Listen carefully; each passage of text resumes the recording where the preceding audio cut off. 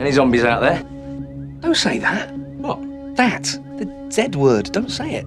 Why not? Because it's ridiculous. All right. Are there any out there, though? Can't see any. Maybe it's not as bad as all that. Oh, no, there they are.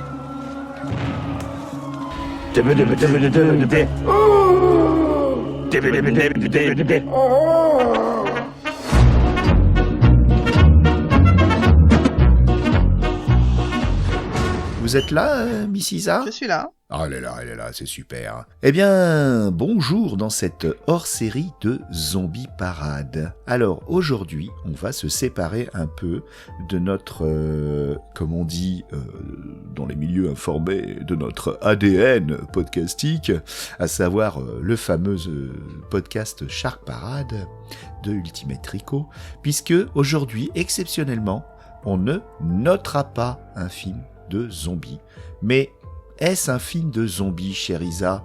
C'est de l'actualité toute fraîche. Je vous laisse répondre. J'ai pas entendu ta question. Ah ! Sache qu'il n'y aura aucun montage. Merde. C'est pas grave. Ah oui, là, c'est sans filet. Non, je plaisante. Quand tu diras des très très très gros mots, je les couperai au montage. Non. Alors, est-ce vraiment un film de zombies dont nous allons parler dans cet épisode ? Oui et non, mais en même temps, les films de zombies, il est rarement question des zombies en eux-mêmes. Oh là, c'est parti, on Vous est dans avez le 4 méta, heures. on est dans le méta. Ça va. Vous avez 4 heures ? Non, on va essayer de faire court, on va essayer de faire quand même du montage et on va essayer de couper parce que, eh bien, nous allons parler du film de Michel, dont je ne sais pas prononcer le nom. Hazanavicius. Hazanavicius, coupé. Avec Bérénice Bejo, la nièce, la cousine, la femme de Michel Hazanavicius, Et sa fille qui aussi. sont autre chose que sa fille. Enfin, il y a toute la famille et c'est très bien. Donc toutes ces personnes et accessoirement Romain Duris. Est-ce que Matt a supporté sa présence ? Oui, ça va. Bon, il aime toujours pas Romain Duris, mais il a beaucoup aimé le film quand même. Moi, Romain Duris, ça restera toujours le sale gosse qui s'est torché avec les cahiers du cinéma dans le film d'Oberman. Donc ça restera ce gars-là. ça sera jamais Gustave Eiffel. Alors, donc, on va parler du film Coupé. On va commencer déjà par donner le pitch. Et puis, tu as un disclaimer à nous faire juste derrière. Je vous donne la parole, Zombissima. Alors, Coupé, on arrive tout de suite sur un tournage de zombies. On ne le sait pas tout de suite, mais... Punaise, je bafouille. C'est pas grave, c'est ça qui est bien. Génial. Intérêt à monter, n'est-ce pas comme ça ? S'il te plaît. Voilà, le montage, c'est très important dans ce film, justement. Parce que on parle de cinéma, justement de plans séquences, et donc comme aujourd'hui, on est dans un plan séquence podcastique, et vous voyez, je rame totalement. Je mets un petit carton. On n'a pas encore nos petits cartons. Si on a notre chat Discord, Oui. on pourrait s'envoyer des petits cartons. Vite, elle est pas prête. Oui, mais je le fais pas parce que sinon j'arrive pas à me concentrer et sur ce que je dis et sur ce que je lis. Donc, j'imagine que pour les podcasteurs aguerris, c'est une formalité, mais pas pour moi. Attention, un zombie. Ah non, ça va, c'est Bub. Ça va, tout va bien. Je t'écoute.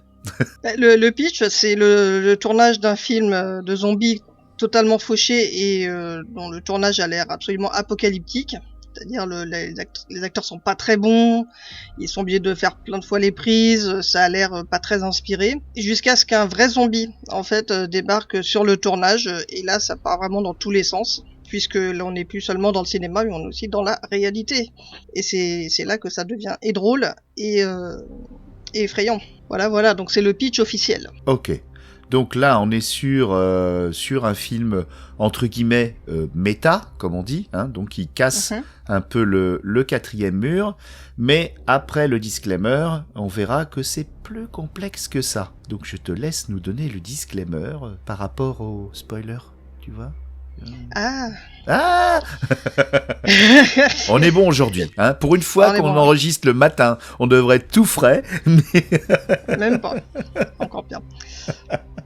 Non, mais on va conseiller à ceux qui n'ont pas vu le film, ni le remake, ni l'original, de s'éloigner du micro, de faire pause et de regarder au moins l'un des deux. Au moins l'un des deux, parce qu'il y a une surprise, il y a un plot twist, et ce serait vraiment dommage de l'entendre dans un podcast plutôt que de le découvrir directement au cinéma. Surtout qu'en plus la promotion, enfin les trailers avaient vraiment laissé intacte la surprise. Donc voilà, faites pause et allez voir le film. Ceux qui l'ont déjà vu, installez-vous. On est parti pour parler vraiment du film. Et là, je rajoute que on assume le fait que ce podcast s'adresse aux amateurs éclairés et puis légers qui veulent découvrir un peu le monde du zombie, mais aussi aux gens qui se sont précipités dans les salles quand même, parce que c'est pas souvent qu'on a un film de zombies dans les salles, a fortiori français, et a fortiori avec un casting aussi clinquant, aussi glamour.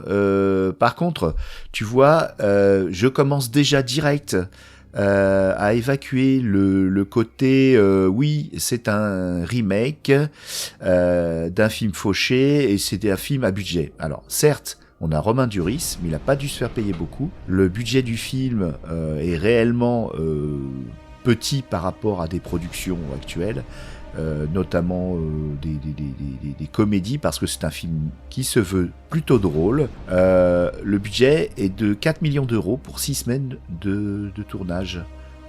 Donc c'est pas non plus un film pour certaines personnes qui ont dit oui, il y a du budget. 4 millions d'euros, croyez-moi, c'est pas grand-chose.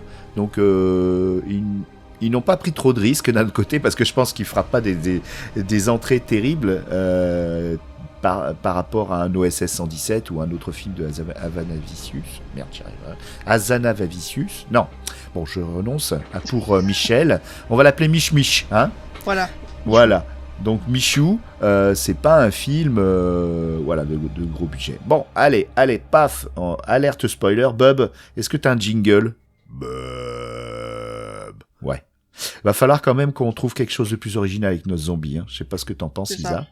Voilà. Alors, par quel chapitre on va commencer pour parler de ce film ? Est-ce que déjà, on va déjà savoir, est-ce que Matt a apprécié ? C'est mon baromètre. Alors, Matt a apprécié, malgré qu'il déteste Romain Duris. D'accord. Et il avait vu l'original. Ah, la totale. Qui partait avec une double contrainte, c'est-à-dire il avait vu l'original, il connaissait, et en plus il aime pas Romain Duris, et pourtant ça fait longtemps que je n'avais pas vu autant rire devant un film. Oh, dis donc. Donc vraiment on a passé un très bon moment. Alors moi j'y suis allé à contrario, j'avais pas vu l'original et je ne connaissais pas le principe, enfin voilà le principe du film.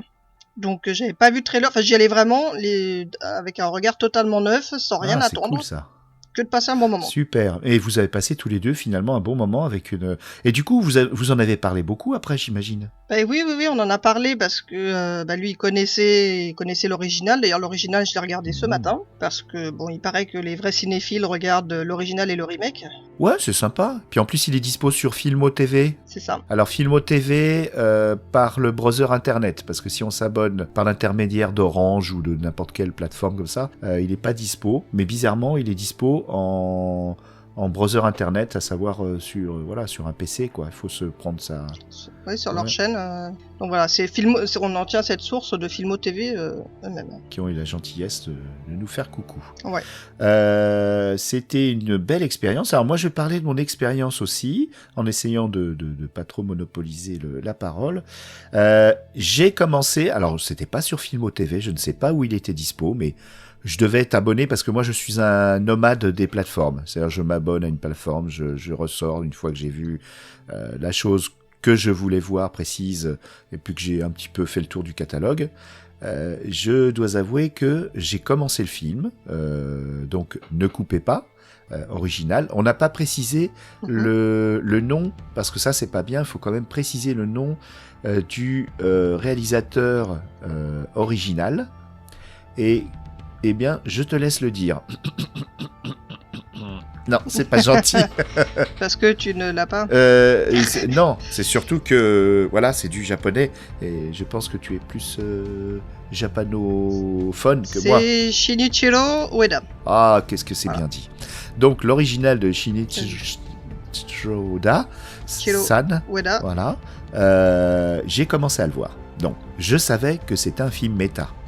À savoir, irruption, puisqu'il y a eu pas mal de commentaires, irruption de zombies sur un tournage. Et, eh bien, on va rentrer dans la zone spoiler. Je me suis arrêté avant les 30 minutes obligatoires. C'est-à-dire que moi, je me suis dit, ouais, ok, bon. Des zombies en vrai, le fait que dans un film on voit débarquer des zombies comme dans Shaun of the Dead et qu'on sache que ce sont des zombies, à savoir que malgré que ce soit dans de la pop culture, bah, tout à coup ça fait irruption dans le réel.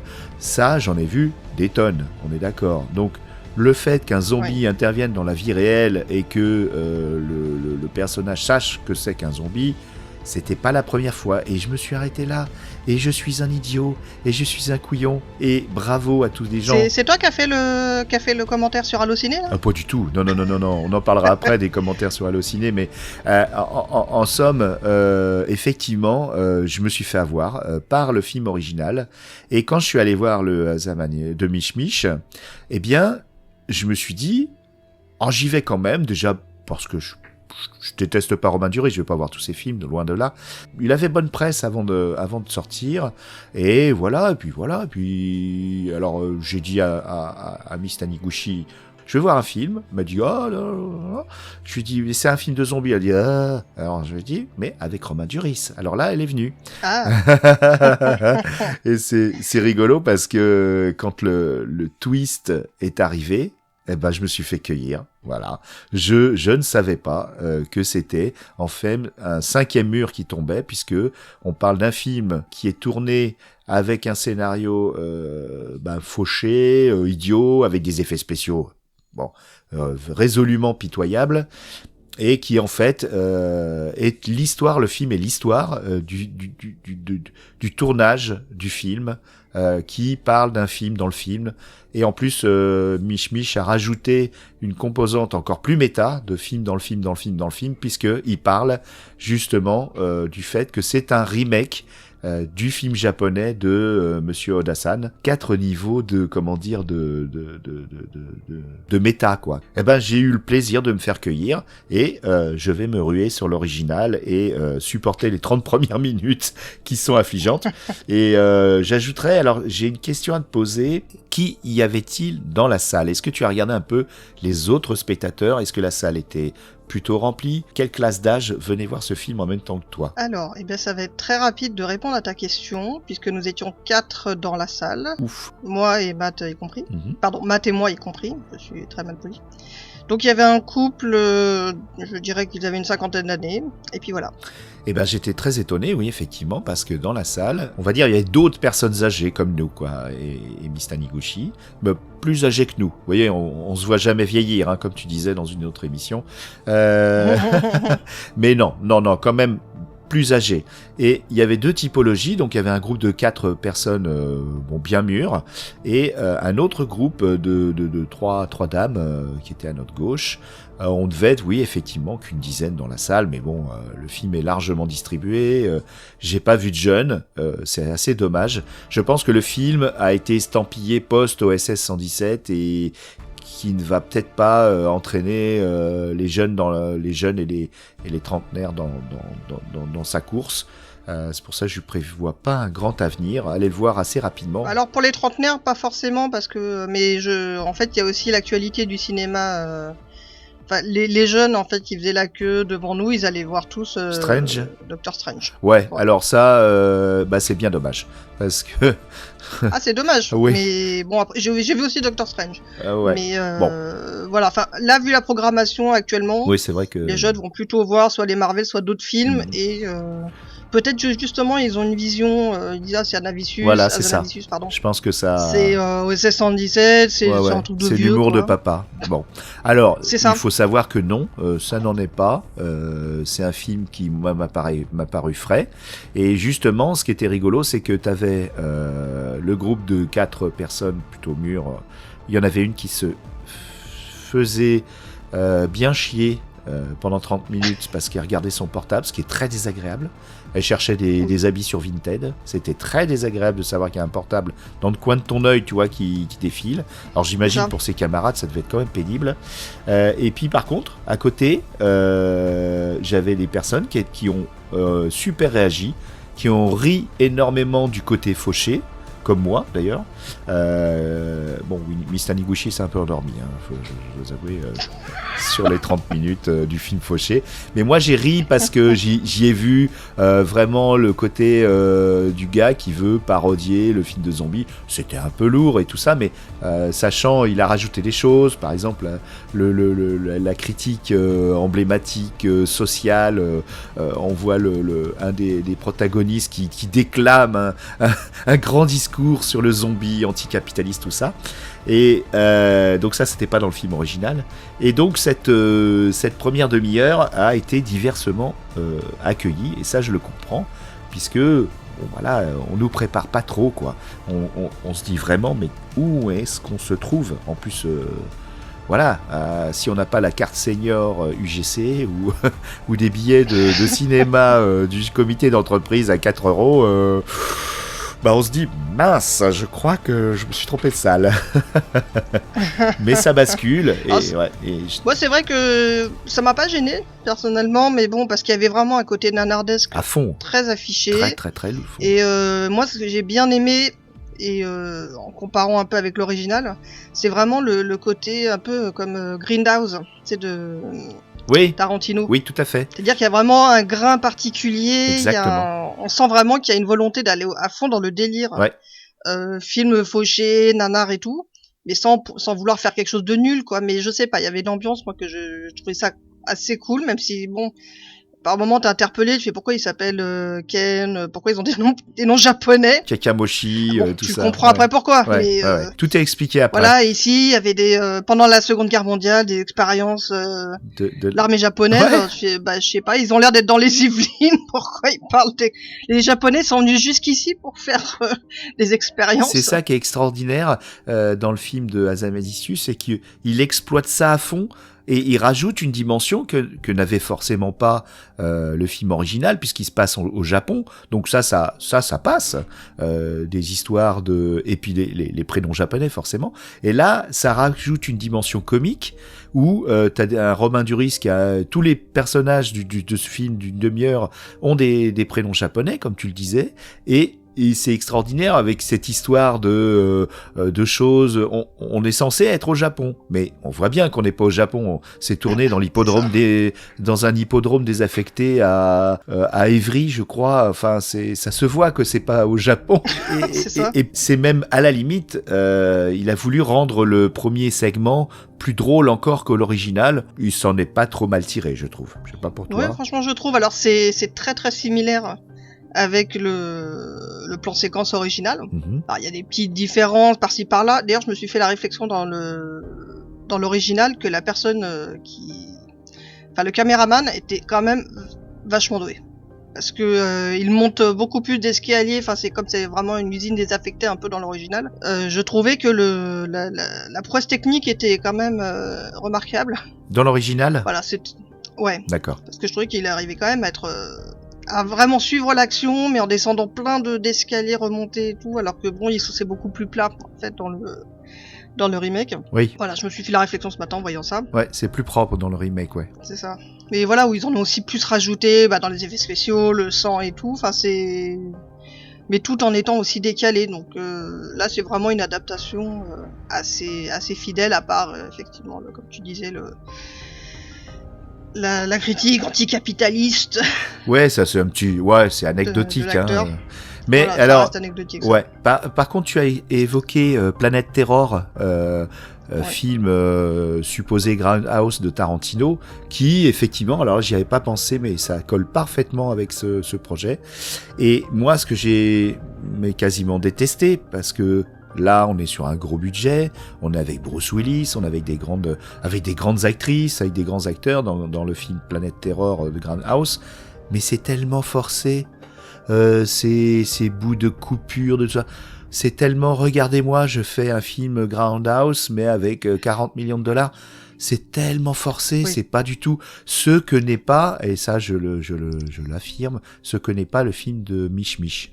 Je trouve pas qu'il Oui, force. c'est vrai que c'est quand même plus modeste. C'est plus modeste. Pas modeste dans le sens où il y a moins de budget, Mais aussi dans la ça- démarche. C'est Voilà, sincère. dans la démarche, c'est plus modeste, Ouais. plus sincère, voilà. C'est sincère, c'est pas parfait. On va pas dire que le film est parfait.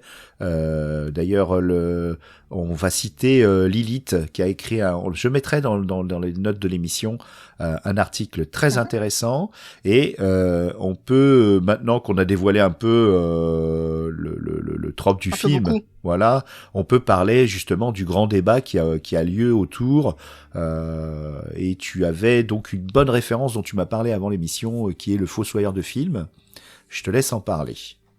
Oui, tout à fait. Alors ça, en fait, j'ai regardé ça ce matin parce que quand j'ai annoncé que j'allais voir le film, j'en ai plusieurs qui m'ont écrit pourquoi tu t'arrêtes pas à l'original, ou une personne qui disait mais comment les gens ils font pour donner leur avis sur le remake mais sans avoir vu l'original. Enfin c'est vraiment un entre-soi cinéphilique totalement insupportable. Restons gentils avec nos auditorices potentielles. Restons gentils. Non mais bon, enfin de partir là après, moi on va pas avoir la même c'est vrai qu'on va pas avoir la même réception là du film dans un Vicious selon que c'est le premier, on le voit en premier ou en deuxième.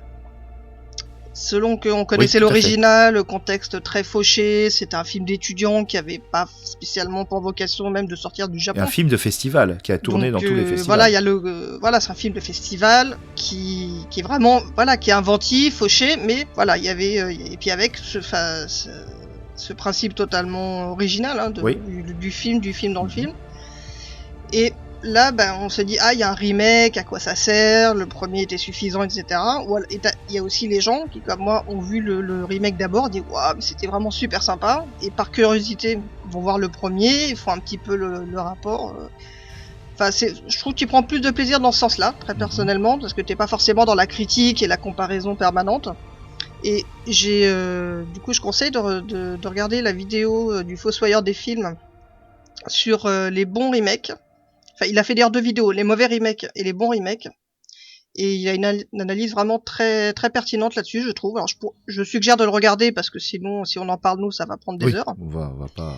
Mais voilà, pour pas rester bloqué sur l'idée remake égale manque d'imagination, pompe à fric. Ça veut pas dire qu'il y en a pas, mais c'est pas mal d'avoir une analyse un peu plus poussée sur le remake. Donc voilà, c'est ma recommandation, allez regarder la vidéo du Fossoyeur des films. Et moi, je me dis toujours, une œuvre culturelle, que ça soit un livre, un film, qui fait parler les gens, qui les fait dialoguer, qui les fait donner des arguments, qu'on soit d'accord ou pas, c'est toujours une bonne chose. Et ce film, peut-être que Mich Mich a pas fait un film original, effectivement, mais franchement, on va pas regretter, ça aurait pu marcher.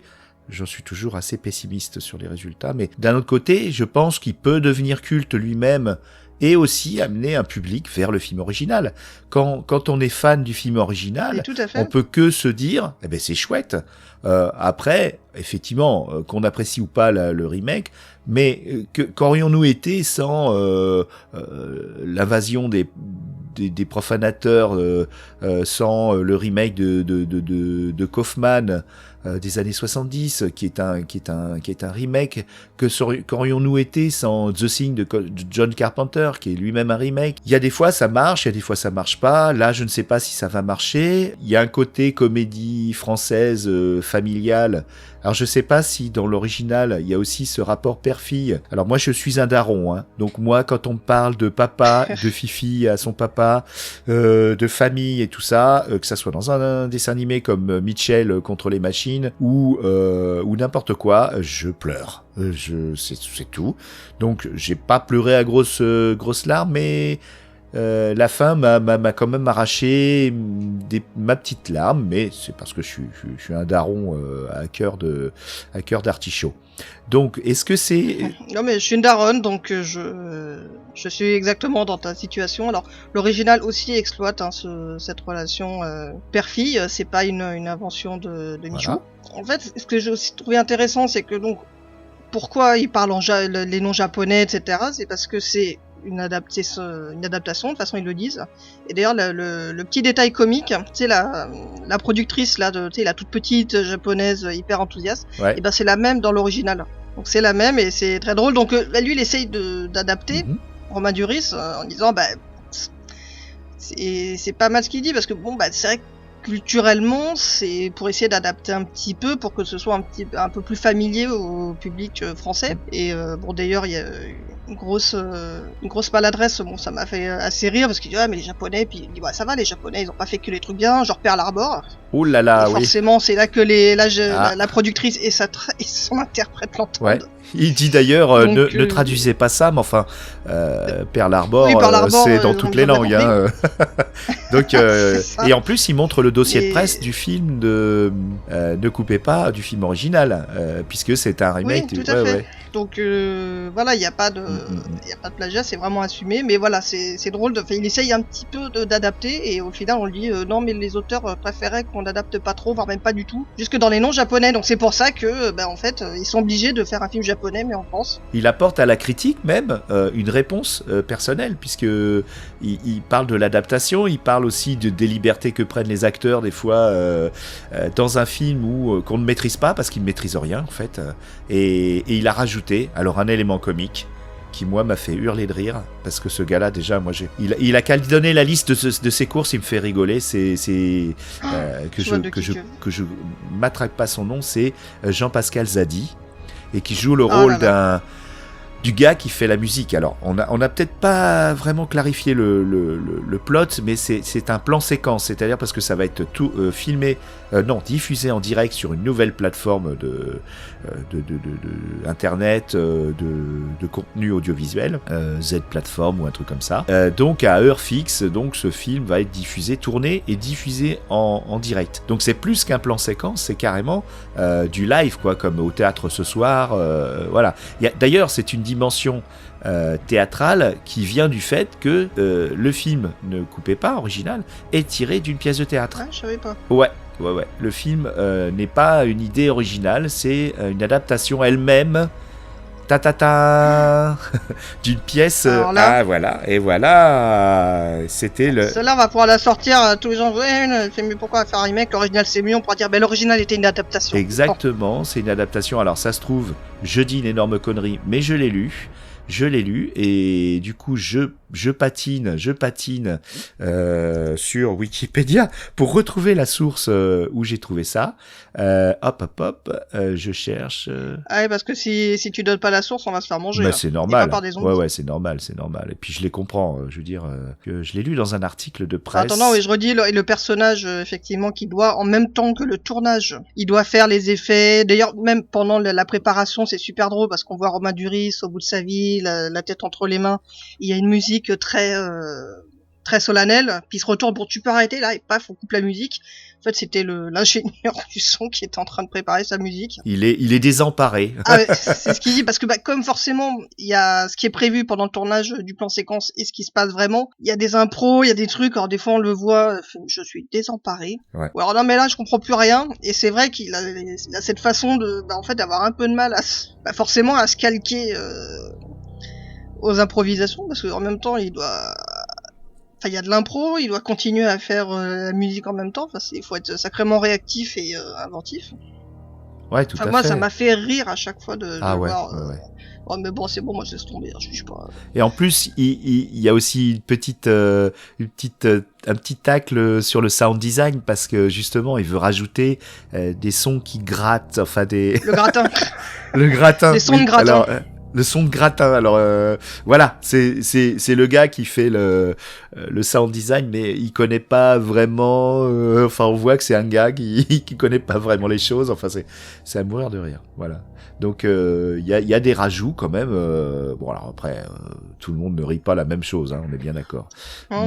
Et puis l'acteur principal, donc le futur Adam Driver, qui à chaque fois, typiquement le jeune premier assez désagréable qui essaye de donner son avis sur le script, et on devrait plutôt faire ci, faire ça. Je pense que c'est un petit clin d'œil aux, entre guillemets, vraiment les spécialistes du genre zombie qui vont dire non mais ça c'est pas crédible, non mais ça c'est n'importe quoi. Et des fois je tombe dans ces travers, hein, j'ai pas honte de le dire. Mais voilà, c'est assez drôle parce qu'en fait à chaque fois on voit qu'il fait juste chier tout le monde. Voilà. Ils sont pas en train de se dire ah ouais mais bonne idée, c'est plutôt bon écoute t'es gentil, tu nous laisses faire notre boulot. Ouais.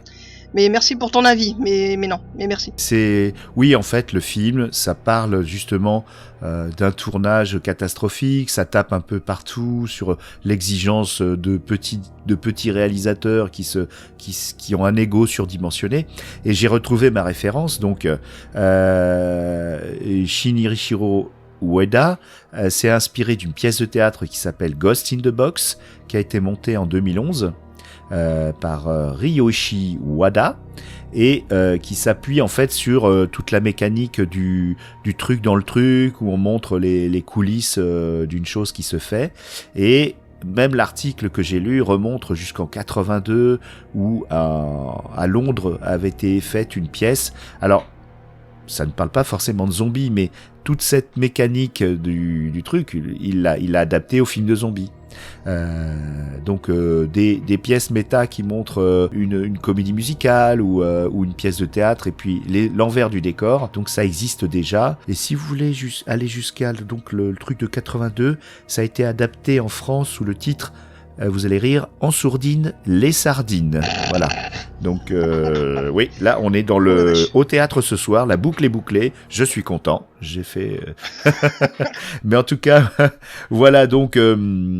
c'est bien tout ce que tu apportes, parce que ça fait vraiment un vrai pied de nez aux puristes qui disaient ouais l'original c'est mieux, faut pas faire des remakes.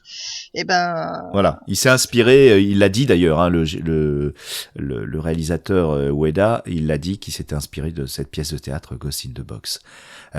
Et donc moi je me suis plu dans cette aventure, et je le redis, quand ça fait parler, quand ça fait discuter, c'est de la culture.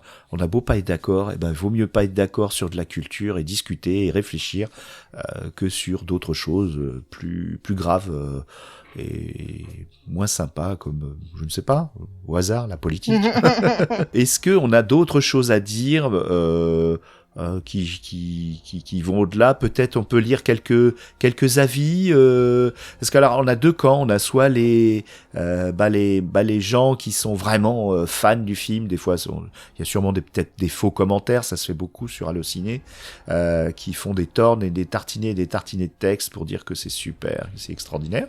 Et puis à côté de ça, on a les gens qui sont partis au bout de 30 minutes, au bout de même pas 30 minutes, parce que franchement c'était pourri. Voilà. Alors si j'avais jugé le premier film, ce qui aurait été quand même d'une malhonnêteté intellectuelle totale de ma part, puisque j'ai pas regardé le film jusqu'au bout et j'ai pas passé le cap, comment on peut dire, le point de rupture, le point où tout bascule. Le point de basculement, ouais. Ou le point de basculement qui montre l'histoire du film, puisqu'on remonte, je ne sais plus, 4 mois avant, et on voit petit à petit, chronologiquement, les choses se faire et se défaire. Voilà. Est-ce que j'ai une dernière question à te poser sur l'original que je n'ai pas encore vu, mais que je vais me précipiter de voir grâce à Filmo TV, qui ne nous sponsorise pas, hein, on est complètement libre. Ouais, on est indépendant. Mais est-ce qu'il y a cette dimension burlesque, parce qu'on le voit courir dans tous les sens comme un personnage de film burlesque en noir et blanc, est-ce qu'on le voit dans le film original? Alors le côté débrouille en coulisses, oui, on le voit aussi, c'est-à-dire le gars qui a des problèmes de transit, le pote complètement bourré, ça y est aussi dans l'original. D'accord. Après le réalisateur court quand même beaucoup moins que Romain Duris. Il y a quand même un petit peu plus d'énergie de Romain Duris. Bon, c'est vraiment dans son élément, hein. C'est quand même Romain Duris qui fait du Romain Duris, on va pas se mentir. Mais il le fait bien. Mais oui, bien sûr, il le fait très bien. Oui, je crois que c'est pour ça qu'on le prend, hein. Il a son style et ça fonctionne totalement là, pour ce rôle. Ouais. Mais voilà, ça existe déjà dans l'original, mais là c'est un peu adapté à la sauce, à notre sauce et à l'acteur, et moi je trouve que ça c'est pas le copier-coller, mais c'est mon avis personnel. Pas le papier-coller, papier-ciseaux, non, copier-coller. Bon, je pense qu'on peut est-ce que tu penses oui, on peut conclure là-dessus, sans que ce soit une conclusion, et passer au chapitre, je n'ai toujours pas de jingle, parce que je n'ai pas le temps de les faire, le chapitre, les recommandations de l'épisode. Alors, le jingle, c'est Podcastou qui va le faire. Oh, Lyon, toi, t'en fous pas une ramée, toi, depuis que c'est Bob qui s'occupe du montage et de l'ingé son. Franchement, Podcastou. Alors, allez, vas-y. Essayez de faire un son qui est de gratin. Bah, bravo, parce que t'as réussi à faire un truc autre chose que Nya à Podcastou. Bah, je te félicite. Pour la peine, c'est toi qui commence. Là. Ah, je te remercie. Alors, pour la recommandation, je me base en fait sur le petit ajout du film de Michou avec l'acteur qui revient toujours sur anticapitaliste. Pour recommander la lecture du livre Le Club des Punks contre l'apocalypse zombie, que j'ai lu il y a pas longtemps et que j'ai trouvé super drôle. Puisque, dans le principe, c'est pas original, c'est toujours un peu un peu comme un Shaun of the Dead, c'est-à-dire au début, il y a l'apocalypse qui se propage, les mecs ils sont complètement à côté de leur pompe, en plus comme c'est des punks, à part boire des bières, prendre des acides et refaire le monde façon anarchie, sont un petit peu à côté de la plaque, puis à partir du moment où ils se rendent compte quand même que c'est pour de vrai, c'est pas grave, hein. Ils restent toujours dans leur... Enfin, ils stressent pas plus que ça, ils restent un peu dans leur état d'esprit anarchique. C'est compliqué après de vraiment résumer, mais c'est drôle. C'est super drôle, ouais. Vraiment c'est drôle. Alors je sais pas si les lecteurs les plus jeunes vont apprécier, dans le sens il y a beaucoup d'argot. Et beaucoup de références à des personnages publics qui ne sont peut-être plus au centre de l'écran, si ce n'est, je crois, Roselyne Bachelot, non ? Oui, il y a Roselyne Bachelot, il me semble bien. Voilà. Mais après, c'est vraiment l'argot. C'est vraiment l'argot qui va plus parler à des gens qui ont grandi dans les années 80-90. Voilà. Et l'auteur, c'est Karim Berouka, qui était d'ailleurs le chanteur du groupe Ludwig van 88. Je sais pas si je le dis bien. Ouais, très bien. C'était un groupe punk. Mm-hmm. D'ailleurs, la nouvelle édition qui vient de sortir, qui coûte un peu cher, hein, excusez-moi les enfants, il y a une grosse édition qui vient de sortir que j'ai vue dans un festival, et il y a je crois le disque qui va avec, et donc c'est multiplement réédité, c'est un gros succès. Voilà, c'est vraiment un truc assez sympa à lire, il y a une petite variation justement du survival pur, et c'est vraiment plaisant à lire, donc je le recommande chaudement. C'est le punk Shaun of the Dead total. Non, c'est bien. Et surtout, il y a une réécriture de la reconstruction, de l'opportunisme, et éventuellement justement de anticapitaliste, oui, anarchiste. Parce que le but c'est que maintenant que comme le monde est en train de se casser la gueule, et on va pouvoir mettre en pratique les principes anarchiques. Voilà, zombie anarchie. Après, est-ce que les gens sont prêts à ça, il faut lire le bouquin. À changer, ou est-ce qu'ils préfèrent revenir reprendre leurs bonnes vieilles habitudes, ça c'est le livre qui le dit. D'accord. Tu vois, je l'ai toujours pas lu alors que notre ami Kurt nous l'a conseillé maintes et maintes fois. Bon, en tout cas, oui. Et c'est pas le seul d'ailleurs. Alors moi, je reviens d'un grand festival de l'imaginaire, pas que littéraire, mais grand festival qui s'appelle les Imaginales à Épinal. On était bien nombreux de l'équipe de Mana et Plasma, je crois qu'on était 6. Et donc en zonant un petit peu partout, c'est un festival qui est essentiellement tourné vers la fantasy, mais il y a beaucoup de science-fiction. Et je suis tombé avec plaisir sur un très beau visuel des éditions belges Livresse. Et je suis tombé sur un livre de Bertrand Crapez, 1, 2, 3 zombies. Alors la couverture, elle est savoureuse puisque on voit toute une horde de zombies qui s'approche d'une petite fille qui donc se cache les yeux pour jouer à 1, 2, 3 soleil, vous voyez. Bon, c'est un livre d'humour noir assumé. Je vais vous lire juste une petite phrase d'accroche. 1, 2, 3 zombies vous montrera plusieurs chemins et tous apporteront des réponses. Mais êtes-vous prêts à les entendre ? J'ai la voix un peu cassée parce que on a beaucoup chanté. Aurez-vous assez de tripes pour voir celle de vos congénères ? Pire, saurez-vous assumer de rire du malheur des autres ? Bon, alors, je l'ai pas encore lu, bien sûr, je viens d'arriver, mais ça m'a l'air bien, je l'ai feuilleté, ça m'a l'air bien marrant, et surtout ça emprunte beaucoup en fait, sans j'ai l'impression sans qu'il s'en soit rendu compte, parce que quand je lui en ai parlé, il avait l'air étonné, à Max Brooks, son fameux World War Z, qui n'est absolument pas ce qu'on a vu au cinéma, mais qui est une sorte de miscellanée d'aventure. C'est un journaliste donc qui recueille des témoignages de ce qui s'est passé pendant l'apocalypse zombie. Et là, c'est un peu ça, puisque ça alterne les reportages de France 3, voilà, des histoires, c'est plein de nouvelles. Voilà, par exemple, il y a Bienvenue chez les Ch'tis Zombies. Cité ouvrière Léon Blum à Lens. Voilà, et puis c'est des petites visions de l'apocalypse. Avec beaucoup d'humour, un peu la lourdeur française, hein. Je vais pas vous dire que c'est la super littérature, mais c'est assez visuel parce que c'est beaucoup de dialogue. Il y a une grande variété des textes, mais beaucoup de dialogue. Donc je pense que ce livre répond pas mal à ta recommandation. On n'a pas fait exprès, et je vais beaucoup rire à le lire. Et donc 1, 2, 3 zombies à l'Ivresse édition, vous aurez la petite référence. Bah écoute, merci d'avoir accepté, Zombissima Isa, cette émission débotée sur l'actualité. On se retrouve dans une... C'est toujours un plaisir d'enregistrer avec toi. Oh, c'est gentil. Je fonds. Je fais un cœur avec les mains zombies. Oh, arrête. Bon, alors, ce qui est bien quand on parle, c'est qu'on voit pas quand on a la petite larme qui pointe au niveau des des yeux. Je suis ravi que tu acceptes toujours de blablater de bêtises avec moi, et de bêtises avec un Z.